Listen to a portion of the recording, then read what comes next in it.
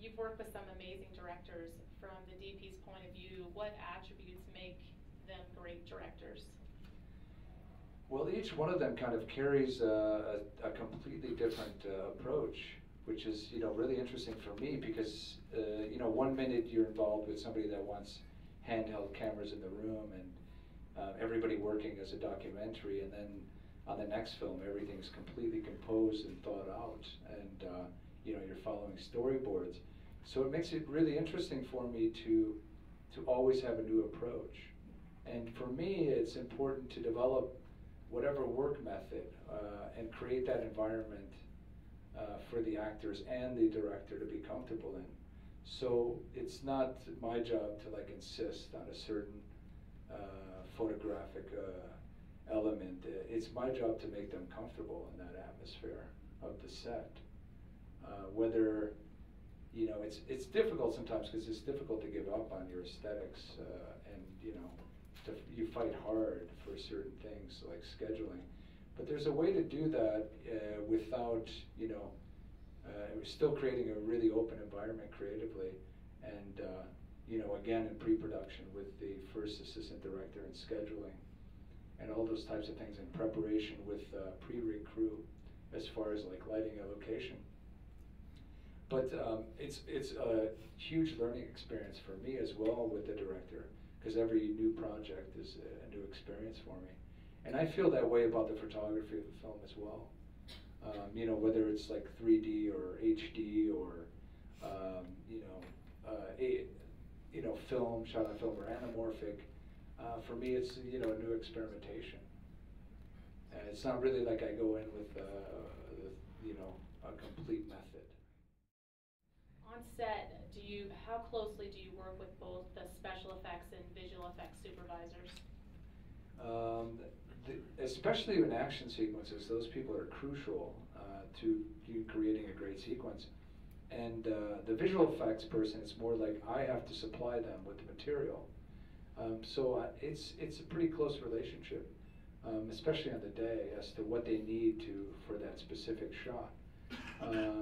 Even with green screens and what exactly they were thinking about, how long of a piece they need.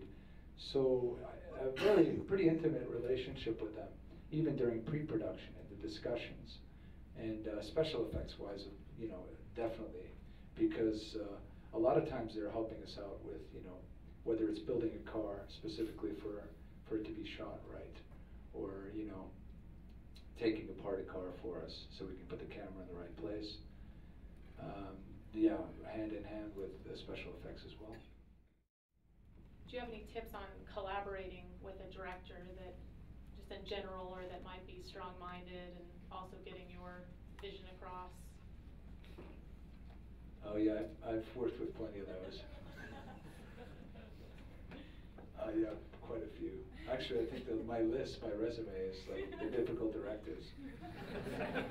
The most difficult directors in Hollywood. There's a lot of stories. You know what?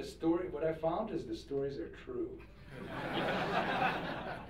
Because I innocently go into every film, thinking well, those are, relationships they had in the past. And it's about the relationship I have with that person. And then after about a week, I realized the rumors are really true. And they say, well, didn't you call anybody to ask what his work methods were? What was he like? Didn't you call this guy? John, he worked with him. Why didn't you call John? And I still don't do it because I think I really don't want to know. I want to experience it myself. Knowing it doesn't help me. What am I going to do? I mean, I'm still going to be who I am, so it's difficult. What am I going to do? Readjust my personality to fit that person? So yeah, I mean, a lot of times it's passion. You have to accept it as passion, because I'd rather have that than somebody who just doesn't care. Leadership is something that we also kind of emphasize at the film school. You have to lead a team, a camera department. Do you have? How do you do that effectively? Well, I mean, my crew is very important to me. The crew is, for me, my family, my extended family.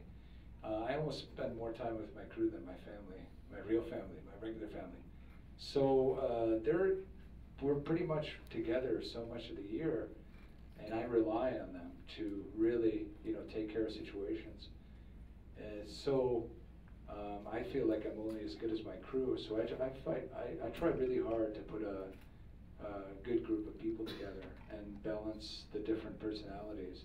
Sometimes sometimes it works out, sometimes it's like adjustments, but I really, I feel like they're my friends and they wouldn't let me down.